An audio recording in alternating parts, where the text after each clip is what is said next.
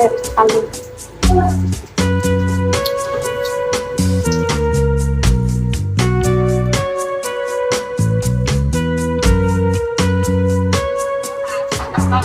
บอกไม่บอกไม่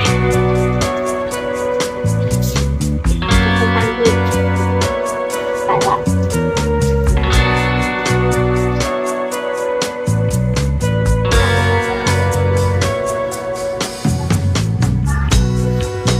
เจ๊ยาแนวฉีดดังเสา5 รอดที่ตั้ง2 เสานะจักโมงจะขึ้นมาส่งค่อย31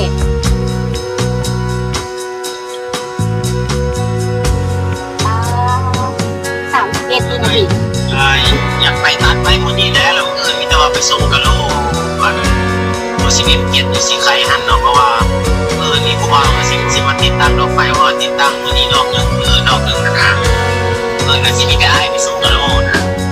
ตัวสิเกียรติตัวน้องส่งลงนะแต่วันนี้เนาะไอ้จะตัดกะโลตัวนี้ไว้นะเพราะว่าตอนแรกมามีแต่คอยคิดสักวันนั้นมีแต่2-3 คนก็ได้ผมเป็นอย่างนั้นนะแต่ว่าที่เราสั่งอยู่นี่เนี่ย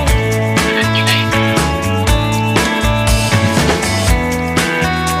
บ่เป็นหยังค่ะตอนแรงขนาดตอนแรงมันกลับมานาไปแวะเอาที่ค่อยดีเด้อทำไปเอาแล้วก็มื้อทันมื้อนี้บ่ทันนี่แหละมื้อตอนเช้าเฮ็ดให้เฮาก็ได้เฮ็ดแล้วเราก็เอาชีวิตแกนขึ้นมาก็ได้ขึ้นมาค่อยไปส่งตอนนั้นเพราะว่าตัวนี้ลูกค้าเขาเอาดีอยู่